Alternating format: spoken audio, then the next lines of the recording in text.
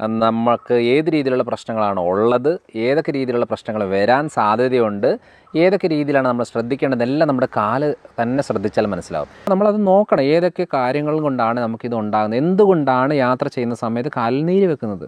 അപ്പം വ്രണങ്ങളായാലും ഈ കാലിൻ്റെ ഏത് രീതിയിലുള്ള പ്രശ്നങ്ങളായാലും നമുക്ക് നിസ്സാരമായിട്ട് ക്ലിയർ ആക്കാൻ സാധിക്കുന്ന ഒരു കാര്യമാണ്. അതിന് കറക്റ്റ് ടൈമിന് കറക്റ്റ് രീതിയിലുള്ള ട്രീറ്റ്മെൻറ്റ് മാത്രം എടുത്താൽ മതിയാകും.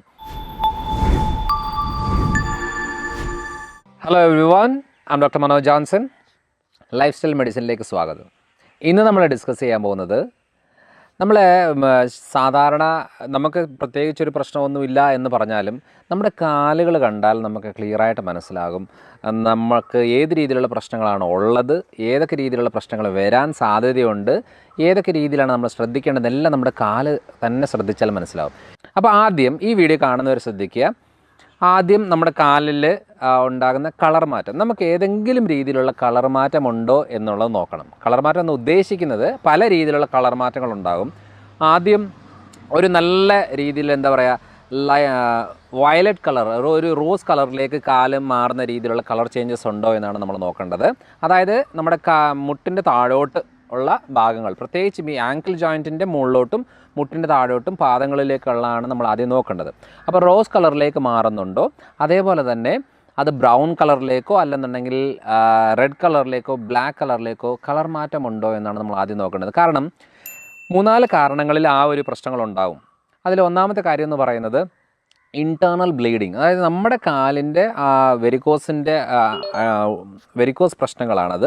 വെരിക്കോസിലെ ക്യാപ്പിലറീസ് എന്ന് പറയും, മെയിൻ വെയിൻ അല്ലാതെ ചെറിയ ക്യാപ്പിലറികളിലൊക്കെ ചെറിയ രീതിയിലുള്ള റപ്ചർ, പൊട്ടൽ, അതായത് നമ്മുടെ എന്താ പറയുക വിള്ളൽ പോലെ വന്നേച്ച് അതിൽ നിന്ന് ബ്ലഡ് പുറത്തേക്ക് വരികയും സീരം പുറത്തേക്ക് വരികയും ലിക്വിഡ് പുറത്തേക്ക് വരുന്നതിനനുസരിച്ച് അവിടെ സ്വെല്ലിംഗ് ഉണ്ടാകുകയും കളർ ചേഞ്ചസ് ഉണ്ടാകുകയും ചെയ്യും. അപ്പോൾ ഈ കളർ ചേഞ്ചസ് ഉണ്ടാകുന്നതനുസരിച്ച് നമുക്ക് പല രീതിയിലുള്ള കാര്യങ്ങൾ നമുക്ക് തിരിച്ചറിയാൻ സാധിക്കും.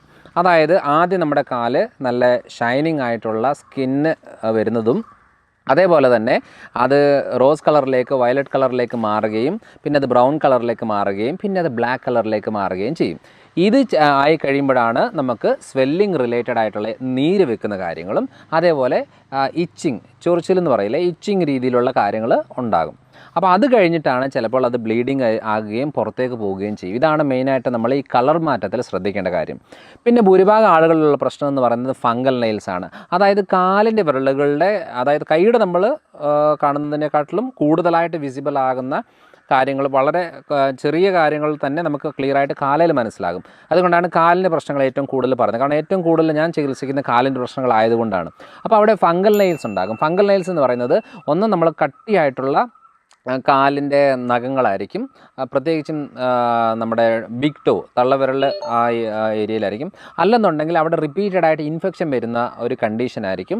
അല്ല എന്നുണ്ടെങ്കിൽ ഒരു ബാഡ് സ്മെല്ല് ആ ഏരിയയിൽ കാണും. അല്ലെന്നുണ്ടെങ്കിൽ നമ്മളെ കുഴിനകം എന്ന് പറയുന്ന രീതിയിലേക്ക് അത് മാറും. അപ്പോൾ ഇതുമായിട്ട് ബന്ധപ്പെട്ട എല്ലാ കാര്യങ്ങളും നമ്മൾ ശ്രദ്ധിക്കേണ്ടത്, അവർക്ക് ഫംഗൽ റിലേറ്റഡ് ആയിട്ടുള്ള പ്രശ്നങ്ങൾ, പ്രത്യേകിച്ചും ആമാശയ സംബന്ധമായിട്ട് കുടൽ സംബന്ധമായിട്ടുള്ള പ്രശ്നങ്ങൾ കൂടുതലാകുന്ന അനുസരിച്ച് ആ പ്രശ്നങ്ങളും കൂടാറുണ്ട്. പിന്നെ ഷുഗർ കൂടുന്ന സാഹചര്യങ്ങളിൽ, പ്രമേഹം കൂടുതലായിട്ട് ഉള്ളാവുന്ന സാഹചര്യങ്ങളിൽ നമുക്കൊരു പരിധി കൂടുതൽ അത് കൺട്രോൾ കിട്ടുന്നില്ല എന്നുണ്ടെങ്കിൽ അത് വീണ്ടും ആ പ്രശ്നങ്ങൾ, നമ്മുടെ ഫംഗൽ നെയിൽസിൻ്റെ പ്രശ്നങ്ങൾ കാണാറുണ്ട്. ചില ആളുകളുടെ കാലിൻ്റെ വിരലുകളൊക്കെ വിണ്ട് കീറി പൊട്ടിപ്പോകാറുണ്ട്, ഒരു അളവിൽ കൂടുതൽ വളരുന്നില്ല.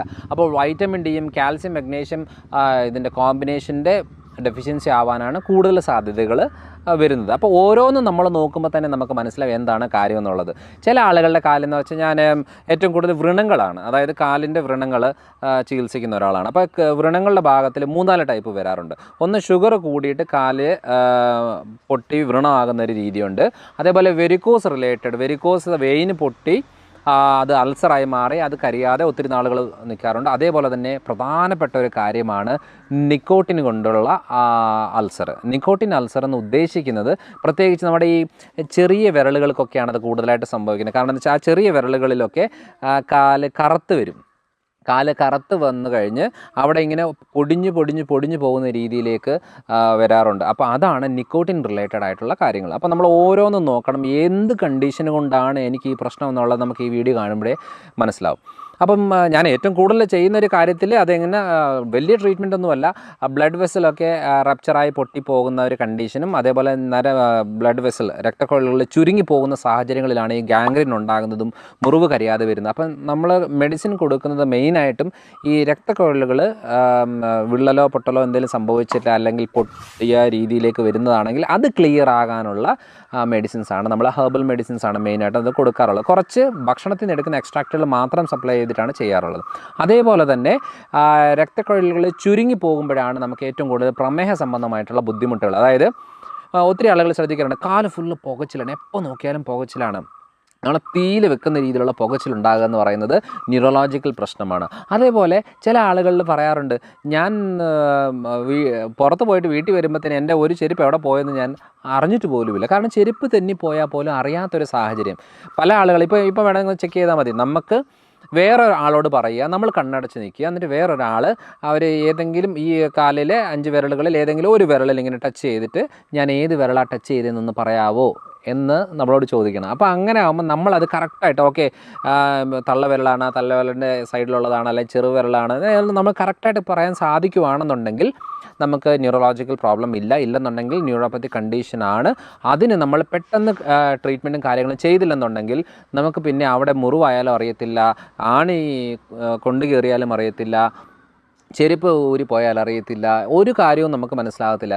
പല സാഹചര്യങ്ങളിലും നടക്കുന്ന വഴിയിൽ കല്ലൊക്കെ ടച്ച് ചെയ്തിട്ട് നഖം വരെ പറഞ്ഞു പോകുന്ന രീതിയിൽ വന്നാലും നമ്മൾ അറിയത്തില്ല.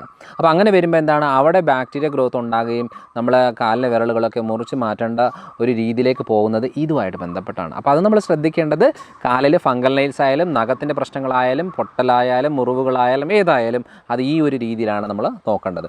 എത്ര വലിയ വ്രണങ്ങളായാലും നമുക്ക് ഈസി ആയിട്ട് കരിച്ചെടുക്കാൻ സാധിക്കും. കാരണം അതൊക്കെ നമ്മൾ പൊതുവേ നമ്മൾ ചെയ്യുന്നൊരു രീതി എന്ന് പറയുന്നത് സ്ക്ലീറോ അല്ലെന്നുണ്ടെങ്കിൽ ലേസർ അല്ലെന്നുണ്ടെങ്കിൽ ആൻറ്റിബയോട്ടിക്സ് അല്ലെന്നുണ്ടെങ്കിൽ പെയിൻ കില്ലേഴ്സ് അല്ലെങ്കിൽ സ്വെല്ലിങ് കുറയാനുള്ള രീതികൾ, ഇത്രയും അല്ലാതെ അതിനെ കൂടുതൽ നമ്മൾ നോക്കുന്നില്ല. ഇത് ചെയ്യുന്നതൊന്നും ഇതിനൊരു ട്രീറ്റ്മെൻ്റ് അല്ല. കാരണം ഇത് ചെയ്തിട്ട് അന്നേരവും കുറയും, കുറച്ച് ദിവസം മാറി നിൽക്കും, വീണ്ടും വരും. എന്തുകൊണ്ടാണ് ഇത് വരുന്നതെന്നുള്ള ഒരു കാര്യം നമ്മൾ തിരിച്ചറിയണം. അതാണ് ഈ നഖങ്ങളുമായിട്ട് ബന്ധപ്പെട്ട നഖം എന്നല്ല കാലിൻ്റെ പ്രശ്നങ്ങളാണ്. പിന്നെ മെയിനായിട്ട് എടുത്ത് നോക്കേണ്ട ഒരു കാര്യം എന്ന് പറഞ്ഞാൽ സ്വെല്ലിങ്. കാലിൽ എന്തുകൊണ്ടാണ് നീര് വെക്കുന്നത്? നോർമലായിട്ട് കാലിന് നീര് വെക്കരുത്. കാരണം കഴിഞ്ഞ പ്രാവശ്യം ഒരാൾ പറഞ്ഞു, ഞാൻ ട്രിവാൻഡ്രത്ത് നിന്ന് പാലാ വരെ വന്നതാണ്, എൻ്റെ കാലിലിപ്പോൾ നീരാണ്. അപ്പം ഇതിപ്പോൾ സ്ഥിരം യാത്ര ചെയ്യുമ്പോൾ എനിക്ക് ഉള്ളതാണ് കേട്ടോ, സാധാരണ എന്ന് പറഞ്ഞു. അപ്പോൾ ഞാൻ ചോദിച്ചു, നിങ്ങളുടെ കൂടെ 3 പേര് വന്നിട്ടില്ലേ, അവരുടെ കാലിൽ നീരുണ്ടോ? അവരുടെ കാര്യം നീരില്ല. അപ്പോൾ പിന്നെ അത് സാധാരണ അല്ലല്ലോ. കാരണം എപ്പോഴും നമ്മൾ നോക്കുന്നത്, യാത്ര ചെയ്യുന്ന സമയത്ത് കുറേ നേരം കാല് തൂക്കിയിടുന്നു എന്ന് പറഞ്ഞാൽ ഉടനെ നീര് വെക്കണമെന്ന് എന്താ ഇത്ര നിർബന്ധം? അപ്പോൾ എവിടെയോ എന്തോ പ്രശ്നങ്ങളുണ്ട്. ഒന്നാ ഫൈബ്രോയിഡ് റിലേറ്റഡ്, യൂട്രസിലെ മുഴയായിട്ടോ ഓവറിലെ സിസ്റ്റായിട്ടോ അല്ലെന്നുണ്ടെങ്കിൽ വെരിക്കോസ് റിലേറ്റഡ് ആയിട്ട്. ഇൻറ്റേർണൽ വെരിക്കോസ് എന്ന് പറഞ്ഞാൽ നമ്മൾ അറിയത്ത് പോലുമില്ല. ആകെ കാലൊക്കെ എന്താ പറയുക, ബ്ലാക്ക് ഡിസ്കളറേഷൻ വരുന്നു, ചൊറിച്ചിലുണ്ടാകുന്നു, പൊട്ടി വ്രണമാകുന്ന സമയത്തായിരിക്കും അറിയുന്നത്, അയ്യോ ദൈവമേ ഇത് വെരിക്കോസ് ആയിരുന്നല്ലോ എന്ന്. പക്ഷേ നീര് വെക്കുന്നൊരു സാഹചര്യം തന്നെ ഓർത്തോണം. ഒന്നാൽ കിഡ്നി റിലേറ്റഡ്, അല്ലെന്നുണ്ടെങ്കിൽ യൂട്രസ് ഓവറി റിലേറ്റഡ് ആയിട്ട് കണ്ടീഷന്, തൈറോയ്ഡ് റിലേറ്റഡ് കണ്ടീഷന്, ഒബേസിറ്റി ഓവർ വെയ്റ്റുമായിട്ട് ബന്ധപ്പെട്ടത്, പിന്നെ വെരിക്കോസ് റിലേറ്റഡ് ആണ്. അപ്പോൾ നമ്മളത് നോക്കണം, ഏതൊക്കെ കാര്യങ്ങൾ കൊണ്ടാണ് നമുക്കിത് ഉണ്ടാകുന്നത്, എന്തുകൊണ്ടാണ് യാത്ര ചെയ്യുന്ന സമയത്ത് കാലിൽ നീര് വെക്കുന്നത്. അപ്പോൾ ഇത് നമ്മൾ ഓരോന്നോരോന്ന് ശ്രദ്ധിക്കുമ്പോൾ നമുക്കറിയാം, ഓക്കെ നമ്മുടെ കാലുകളാണ് നമ്മുടെ ആരോഗ്യം ആദ്യം പറഞ്ഞു തരുന്നത്. കാരണം എന്താണെന്നറിയോ, നമ്മുടെ ശരീരത്തിന് ഏറ്റവും ദൂരമുള്ള ഭാഗമാണ് നമ്മുടെ കാലുകൾ. ആ കാലുകളിലേക്ക് ചെറിയ ചെറിയ വേരിയേഷൻസ് വരുമ്പോഴത്തേന് അവിടം വരെ അതിൻ്റെ ചേഞ്ചസ് വരണമെന്നില്ല. കാരണം ബോഡി സാധാരണ എല്ലാം മാനേജ് ചെയ്യാൻ നോക്കും. പക്ഷേ കാലുകളിലേക്ക് ദൂരോട്ട് പോകുന്നതനുസരിച്ച് മാനേജ് ചെയ്യാൻ ബുദ്ധിമുട്ടുള്ളത് കൊണ്ട് എന്ത് ചെയ്യുന്നു പറഞ്ഞാൽ അവിടെയാണ് ഈ ആദ്യ സിംറ്റംസ് ഒക്കെ കാണിക്കുന്നത്. അപ്പം നോക്കിക്കോണം, മസിലൂറിൻ്റെ കയറ്റം, പുകച്ചിൽ, മരവിപ്പ്, അതേപോലെ നമ്മുടെ നഖങ്ങൾ വിണ്ട് കീറി വരുന്നത്, പൊടിഞ്ഞു പോകുന്നത്, ഫംഗസ് ഉണ്ടാകുന്നത്, വിരലുകളിങ്ങനെ ചുരുങ്ങി പൊടിഞ്ഞു പോവുക, അത് നിക്കോട്ടിൻ റിലേറ്റഡ് ആണ്. ഉപ്പൂറ്റിയുടെ ഭാഗത്തും വിരലിൻ്റെ ഭാഗത്തും പാദത്തിൻ്റെ ഭാഗത്തൊക്കെ വ്രണങ്ങളുണ്ടാകുന്നത് രക്തക്കുഴലുകളിലെ പ്രശ്നങ്ങളാണ്. രക്തക്കുഴലുകളിൽ ബ്ലോക്കുകൾ ഉണ്ടാകുന്നത് പ്രമേഹ പ്രശ്നങ്ങളും, ഈ കാര്യങ്ങളെല്ലാം ഇതിൻ്റെ ഭാഗമാണ്. Varicose related. ഇത്രയും കാര്യങ്ങൾ നമുക്ക് കാല് മാത്രം ശ്രദ്ധിച്ചാൽ മനസ്സിലാവും. അപ്പോൾ ഈ പ്രമേഹം കൺട്രോളിലാണെന്ന് അറിയാൻ നമ്മൾ ചോദിക്കുക പോലും വേണ്ട, കാല് ശ്രദ്ധിച്ചാൽ മതി. അപ്പോൾ ഞാൻ എല്ലാ ആളുകളുടെ അടുത്തും എൻ്റെ ക്ലിനിക്കിൽ വരുന്ന എല്ലാ ആളുകളോടും പറയുന്നൊരു മെയിൻ കാര്യം എന്ന് പറയുന്നത്, അവരെന്ത് പറഞ്ഞാലും കാലൊന്ന് കാണിച്ചേ എന്നാണ് പറയുന്നത്. കാല് കറക്റ്റായിട്ട് നോക്കിക്കഴിഞ്ഞാൽ നമുക്ക് മനസ്സിലാവും ഏത് രീതിയിലുള്ള പ്രശ്നമാണ് ഇവർക്ക് കൂടുതലായിട്ട് ശരീരത്തെ ബാധിച്ചേക്കുന്നത്. അപ്പോൾ അങ്ങനെയാണ് ഈ കാലിൻ്റെ കാര്യങ്ങൾ. എനിക്ക് ഒരാളുടെ മുഖം നോക്കിയിട്ട് അവരുടെ ഹിസ്റ്ററി പറയുന്നതിനേക്കാളും കൂടുതലായിട്ട് എനിക്ക് എളുപ്പം കാല് നോക്കി ഹിസ്റ്ററി പറയുന്നത്. കാരണം കാല് കാണുമ്പം ഓക്കെ, നിങ്ങളുടെ സ്ഥലം ഇന്നതായിരുന്നില്ലേ, ഇവിടെ നിന്നല്ല നിങ്ങൾ വന്നത്, നിങ്ങൾക്ക് ഇന്ന പ്രശ്നങ്ങൾ ഉണ്ടായിരുന്നല്ലോ എന്നുള്ളത് നമുക്ക് കാല് കാണുമ്പോൾ മനസ്സിലാവും. കാരണം ഒരു പ്രാവശ്യം കണ്ടിട്ട് രണ്ടാമത് കാണുമ്പം കാലിൻ്റെ വ്യത്യാസമാണ് ഞാൻ നോക്കാറ്, മുഖത്തിൻ്റെ വ്യത്യാസം അല്ല. പിന്നെ ഒരു ശരീരത്തിൽ ഏകദേശം നമ്മൾ ഒരു ഫുൾ ബോഡി കാണുമ്പോൾ ഏകദേശം ഒരു ഐഡിയ കിട്ടും എന്താണ് പ്രശ്നം എന്നുള്ളത്. പിന്നെ അതിനെ ഒന്നുകൂടെ ഒന്ന് പ്രൂവ് ചെയ്യാൻ വേണ്ടിയിട്ട് നമ്മൾ ചിലപ്പോൾ സ്കാനിങ് രീതിയിലോ അല്ലെങ്കിൽ ടെസ്റ്റുകൾ രീതിയിലോ, കാരണം എന്ന് വെച്ചാൽ നമ്മൾ ഈ എന്തെങ്കിലും റിപ്പോർട്ട് കാണിക്കുമ്പോഴേ ആളുകൾക്ക് സമാധാനമുള്ളൂ. ഇതായിരുന്നല്ലേ എൻ്റെ പ്രശ്നം. പലപ്പോഴും നമുക്ക് കാണുമ്പോഴേ അറിയാമായിരിക്കും, എന്നാലും ചിലപ്പോൾ റിപ്പോർട്ട് അതെ കുറച്ച് പൈസ മുടക്കി അവർ റിപ്പോർട്ട് എടുത്തിട്ട് വേണം ചെയ്യാനായിട്ട്. അന്നേരമാണ് അറിയുന്നത് ഓക്കെ ഇതാണല്ലോ എൻ്റെ പ്രശ്നം.